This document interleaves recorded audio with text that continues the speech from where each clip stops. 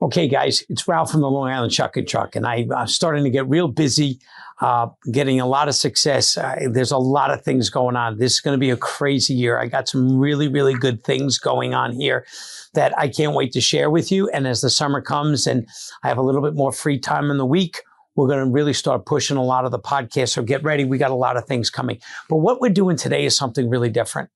As a history teacher, one of the things that I used to do for at least Veterans Day and Memorial Day was that we used to bring some people, veterans, in to talk about their services. And we're losing track a little bit, or at least I think we are. The younger generation is not being really taught properly, or I shouldn't say that. I shouldn't say they're not being taught properly, but I like to see them have more reverence for Memorial Day and what Memorial Day did. So what we decided to do, today's podcast has nothing to do with oysters other than this. The Long Island Shucking Truck wanted to do a podcast with some of the residents up at the Arbors of residential living in Hauppauge. And today we have a group of people that are going to just share their stories. They're just, how do I say this? I think they're going to be some special old-time people here that I don't know. We haven't talked to yet. I'm kind of excited talking back to the veterans and listening to their stories of the past. But this episode is for, if you want to say it, the Long Island Shucking Truck would not be here without veterans and service people's efforts. So it's their day. It's their holiday. And at one moment, just take a few minutes, think about them. You might not know them. You might not hear about them. But guess what? We do live in a pretty good country. We do have ups and downs. We have throughout history. We can go through the years. But today, it's for our servicemen that are no longer with us, and women, servicemen and women that are no longer with us, that they gave the ultimate sacrifice for us to live happily. And I just need people to remember that. And the Long Island Shucking Truck supports the servicemen and women who have given up their lives for us. So here we go. Stays good. Let's see what these guys have to say.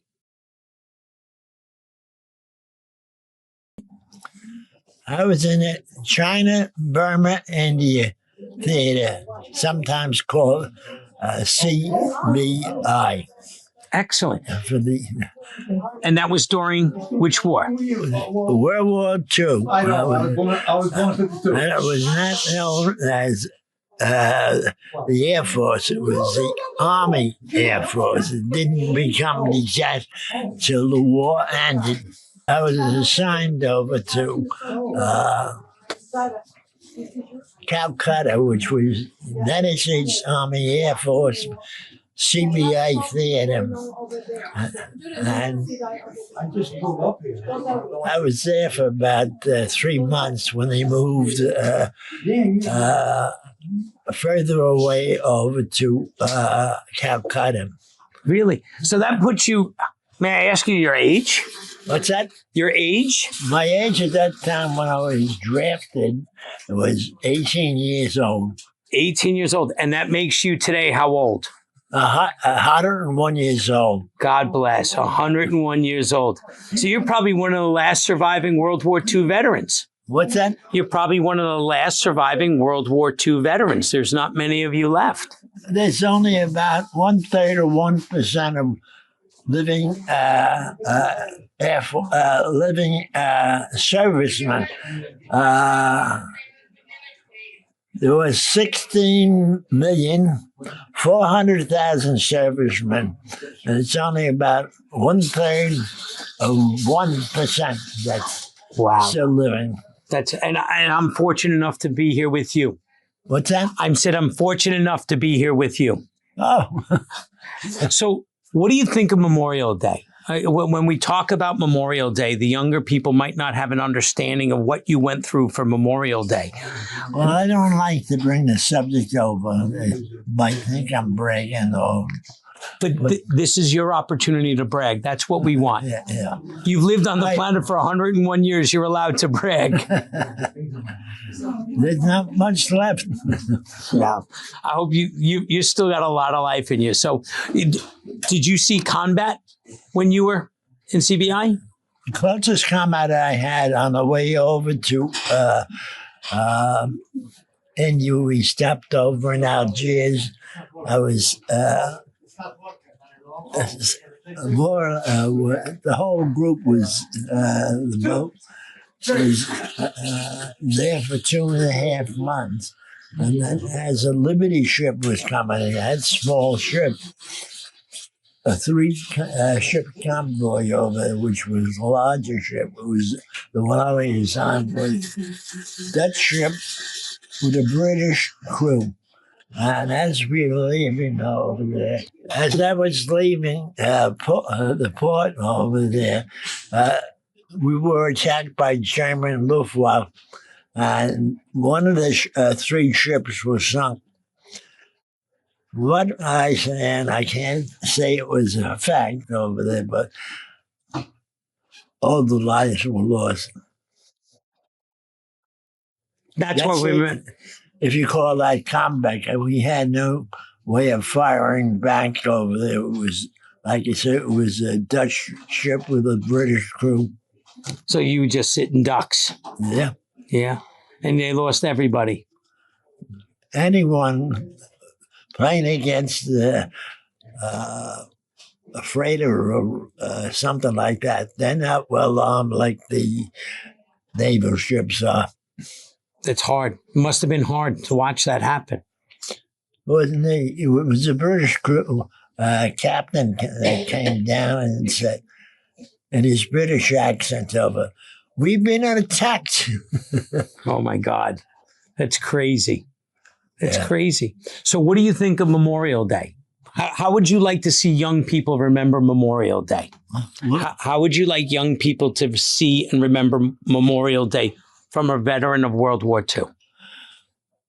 I'd like to see me as honorable and, more than anything else, I want respect over there for the service I did put in. And I'm doing pretty good nowadays. That's good. I'm glad to hear that. Is there any friends that you've obviously might have now passed that you remember that you want to talk about? Buddies that you might have had on the ship or people that you saw combat? Somebody you'd like people to know or remember? My friend over there, Teddy Wolf over there, we went to Franklin K. Lane and high school together. And when the war was declared, he was one of the first to volunteer. I was drafted about 2 months after him. Did he come home from the war? Did he come home from the war? What? Did he come home from the war? He came home and he was on a police department over there, but the war must have had some effect. He was in the newspapers one day over there when there was men with a gun, and he was firing at anybody at will. And when he went into chase and we saw the police uniform on, they started running into the tunnel. He ran after him over there, firing back over there. I guess it scared the living daylights out of him. You're in the dark and you see, you have somebody firing at you. It's not even a war. Well, listen, it is scary. It's very scary. I agree with you. Can you tell everybody about the food in the military? What was the food like, the meals? Food, simple, plain, nothing fancy over there. Okay. It came along with eggs over there. You know, my mom, my grandfather was in World War II, and one of the dishes that we ate on a regular basis was, I don't know if I'm allowed to say it, we're going to try SOS. Did you ever have SOS? Same old sugar, honey, and ice shake. Is that what you mean? Well, that's not really what I meant, but yeah, you know, it was something on a shingle, right? Yeah. Sugar, honey, you come along with the first initial or you'll get it. Yeah, exactly. Which was chipped beef on toast, right? That's what it was. It was kind of a meal. Sir, first of all, is there anything else you'd like to share about your experiences or your friends or your family from the combat days? My family knows what I went through over there. And I've got several organizations that, from here that more or less called up, like the town of Islip and the American Legion in Islip over there. They honored me over there with the citation, which I have in my room right here. That's awesome. And it's well-deserved. Yeah. Well-deserved. And you said that's a picture of you over there. Yes, in Fargo, North Dakota. Well, the most important thing is that there looks like there's a dog there also. Do you remember the dog's name? The dog belonged to the cottage. So it wasn't your dog. He was just a... I may not have seen him for about a week or two after that. Really? Yeah. Okay. It was a pet for the cottage over there. He mingled with them. We mingled with him. All right. Listen, there's nothing wrong. I always tell people, right? All right. Dogs are absolutely pure love, right? I tell everybody, I said, if I lock my wife and a dog in the trunk for an hour, who's happy to see me when I open the trunk? The dog? Yes, that's it. Yeah, I'm going to be in the doghouse. They don't forget. They don't forget. Well, that's it, sir. I appreciate your time. Is there anything, last words, anything you'd like to share?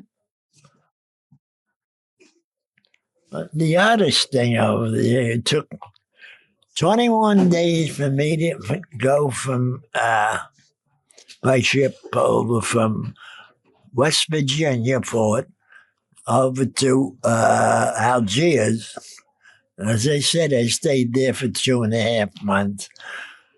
It took me another 21 days to go from Algiers over to Bombay, where I was assigned over to Calcutta. And at the end of the war, it took me another 21 days, all 21, to come home the same identical way through the Indian Ocean, Adriatic Sea, the Red Sea, what's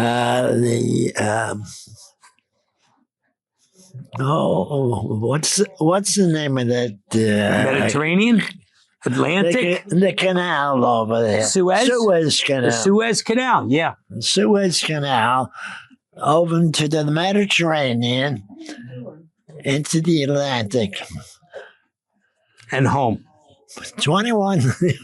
Do you remember the welcome home? Do you remember the welcome home when you came home? Were people there to greet you? Well, there were so many people being discharged at that time over there at the same time. There was nothing particular to a particular person or group. Okay. Yeah. What year did you get out of the service? What year? What year did you get out of the service? Let's see. That was 47, I believe. So that's when you were officially done. So you saw the tail end of the war. 46 or 47. Okay. So that's beautiful. Yeah. Well, listen, that's all I got. I appreciate everything that you've done. I respect you more than anything else.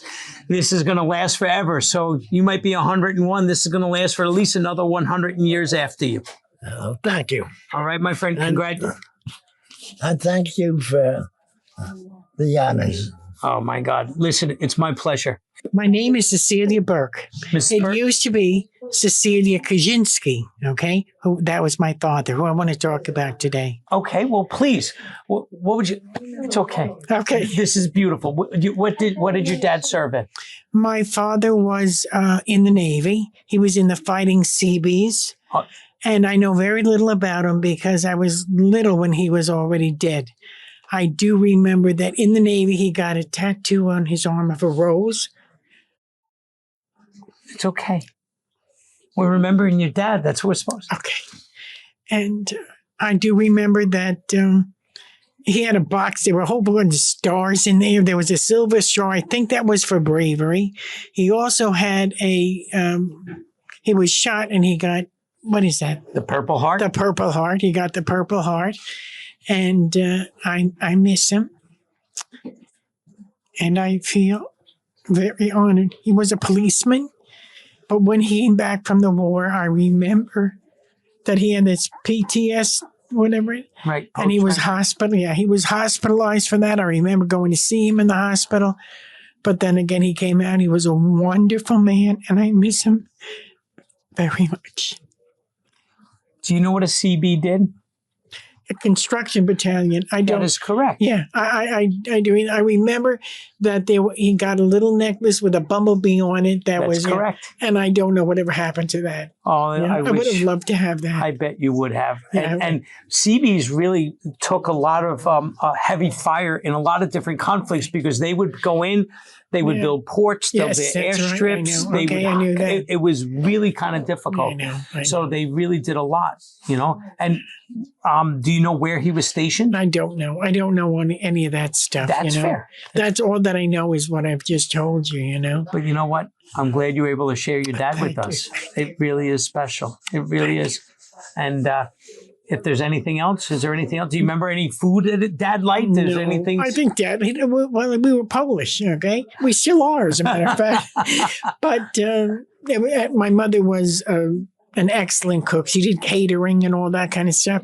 And so he loved all that kind of food. Everybody, loved that. But anyway, what he ate in the service may have been SOS, like you said, But no kibasi and pierogies. No kibasi and pierogies. Oh my God, what a hardship! Exactly, what a hardship! Exactly. Was he born in the States, or did he come over? I really don't even know that. Okay. I don't know that. I'm not sure. That's okay. That's okay. But anyway, that's all I really want to say. I wanted to honor him. That's why I came up and made a fool out of myself. You didn't make a fool out of yourself. You didn't make a fool out of yourself. Okay. You know what you did? What? You remembered your dad. I did. And who doesn't cry with dad or mom? Okay. I got it. Okay. Thank you. You're welcome. Can I ask you your name? Elizabeth Elizabeth? Farrington. Hi, Miss Farrington. How are you? Fine. And who would you like to talk about today? I was going to say, I had an uncle who was in the Royal Air Force. In the Air Force? Yeah, another one who was in the Navy. And I remember night after night, incendiary bombs coming over, dropping bombs on whole streets. So you're from Britain? Yeah, I'm English, yes. Are you talking World War II? Yeah. So this is when Germany was bombing London? The hell out of it. Oh, man. It was an aerial war, and they used to drop these incendiary bombs and destroy whole streets. And so many women got killed because a lot of them didn't work. And my mum did. She made sure she worked in a munitions factory, my mum. She did work in the munitions factory. A lot of women took up a lot of responsibility during World War II, especially in London. Oh, yes, they did. And of course, we were rationed. We had ration books. You could only buy a certain amount of this or a certain amount of that. Were they stamps? I don't mean to interrupt you, but were they like stamps? Because I'm very unfamiliar with the Britain. No, it was a book, a ration book. They used to check it off. Okay. As far as I can remember. But I remember these bombs coming over night after night. But then my mum and dad sent me and my sister up north because they weren't getting so many bombs up there. Because London was, the hell was being bombed out of London. Oh, it was terrible. It was terrible. The only thing was still left standing was Westminster Abbey and St. Paul's Cathedral. But let me tell you something about Westminster Abbey. They got a special chapel there for the Americans who fought in World War II. And they got every name of Americans and people that were killed during the war in World War II. I never knew that. Yeah. I never knew that relationship with Britain. Especially, yeah. Well, they did a lot. The Americans built a lot of stuff to help us out, you know. Right. So they paid tribute to that way. Yeah, they did. But I remember the bombs night after night. The sky was lit up. It was really bad. And children, you know what they used to do? Just talk this a little closer. Because the men were fighting. So what the kids did, they didn't go to school. They took a baby carriage and went around and picked up coal to sell to people so they could pay the rent and put food on the table. That's what the kids did instead of going to school. Yeah. So even the kids were productive during World War II. Yes, they were. Yes, they were. Yes, they were. Wow. Yeah. And I remember the bouncing bombs. What's the bouncing bombs? Well, Lew Wallace invented the bouncing bomb to destroy the bridges of the Ruhr Valley. Really? Mm-hmm. I never knew that. Yeah. It bounced on the water. The planes flew 150 feet above the water, and when it was time, they dropped the bombs, and they bounced on the water and then hit the bridges. And blow up the bridges. So they like skipping rocks. Yeah. Like just like Exactly, skipping yeah. rocks. Do you remember the movie The Bridge on the River Kwai? Who doesn't? Yeah, well, that was a prime example because Alec Guinness, he wanted to stop them bombing his bridge. He was a Looney Tune. We ended up laying on the thing of his own bomb, and he blew up the bridge anyway, and he got killed. But yeah, I remember World War II very well. As I say, we were evacuated up north to get away from the bombing, but it helped a little bit. But it was an aerial war. It wasn't a ground war. Because anybody who tries to get across the English Channel is out of their mind. That's right. It's the worst piece of water on the freaking planet. Currents and the English Navy. You've got the tide coming in from the North Sea and you've got coming in from the Atlantic. And it is the roughest stretch of water. That's why they have these hovercraft, so it can be above the water. Instead of being in the water, right? And the Spanish Armada, they took a beating. Yes, they did. Right? Was that 1588? Yeah, Francis Drake sent 5 ships around, set fire to all the Spanish ships. They were sitting ducks. Yeah. But we still had the Rock of Gibraltar. It's still British. Yep. But I remember World War II very well. And the food was mensa.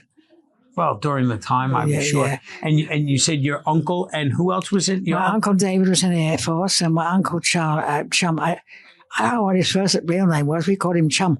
He was in the Navy. And I remember the Prince of Wales got bombed. Really? One of the shops, yeah. Now, here's a story. My grandmother was long deceased now, Muriel. Her brother was Billy Edgehill. He came from Long Island, and he died in England. Mm-hmm. He was taking off. He was one of the, how do I say this, part of the cockpit crew. Yeah. He was taking off the plane for some unknown reason, nosedive, tumbled, exploded, and he died. And what's kind of funny is, like, my grandmother has a very strong allegiance to England, right? She is English, and she named my mom Billy after, and she used to catch some, how do I say this, some grief that she named a boy's name. But she named him Billie Jean, and I swear to this day, Michael Jackson stole that from my mom. Yeah, right. Yeah, Billie Jean, absolutely. That's I remember right. Billie Jean. Yeah, and but my mom was named after our Uncle Billy because my grandmother, to the day she died, she always held on to her older brother, and she loved him. And I do have at my possession his Purple Heart and Silver Star at home, and I treasure that. Like it's kind of like a link. I know my mom, when she was, it was 2000, she died. But when I was born, her maiden name was Rogers. And her husband's name was Archie. So she named me after a best friend of hers, Elizabeth Ann. That's beautiful. That's a great story. Yeah. That's a great story. When she died, she's almost 89 when she died. But she opened her mouth. Oh, my God, you couldn't shut my mother up. You really couldn't. You couldn't, huh? No. Can I ask you how old you are without being fresh? I'm 90. You're beautiful. Thank you. 90 years old. I don't know if they feed in the water here, but you guys look great. They really do. I think they're putting like Jericho or Well, something. we had a very good gene pool. My grandfather looked fantastic at his age. Really? Yeah. He was in the army, and he loved to talk. You couldn't shut that man up for nothing. It's a great story. I know. My grandfather, he was a darling man. But we had a very good gene pool. I can see that. I can see that. Is there any thoughts that you might have about Memorial Day? Memorial Day, I honestly don't think we should ever forget anything like that, because it could happen again. Unfortunately, in the small places around here, it happens again and again. Again, yeah. See, in England, the cops don't carry guns, except if a SWAT team or something. Now, these truncheons, and they were very good. Used to throw these truncheons down the street and trip people up. Yeah, that's what they used to do. That's what they used to do. Yeah. Today it would be all over Facebook. Who knows? All right. Well, I thank you. I thank you for taking time to come over here to share your stories. And people from Birmingham, we call them Brummies. Why? That's the way it is. I didn't know that. Yeah, Brummies. And people from Newcastle, we call Geordies, because it's right near Scotland. Okay. And we call Welsh people Taffies, which is a thing about daffodil, because that's their national flower. I wonder if Daffy's right. Daffy was a Welshman. Daffy was a thief. There was a child. Does anybody remember that? Right? Was it Taffy? Taffy was a Welshman. Taffy was a thief. Taffy went to my house and stole a piece of beef. There was like something like that. Yeah, there was something like that exists. I don't recall. Yeah. I'm probably now going to be canceled because I don't remember what I just said. I don't even know what I said, but I just remember people saying that. We used to have different sayings, but London got bombed pretty badly. I'm just trying to think of some other places that got hit. Oh, down south, by the English Channel, they were hit pretty badly down there too. Well, if I'm not mistaken, down south, the English Channel was very heavily guarded by the English Navy. Yes, it was. And I thought they were. I tell you what, the Mediterranean, Malta was definitely bombed badly. Yes. Malta, very badly. Well, there was a lot of bombing that went on in the Mediterranean Sea. Cyprus, which is two sort of people. And then they've got the Rock of Gibraltar. And they had to protect the Suez Canal. Yes. Because the Germans would love to got their hands on that. Oh, yeah. It would have changed world traveling patterns. Oh, yeah. And the British spent an awful lot of time and money helping that be built. Yeah. Yes, they did. Yes, they did.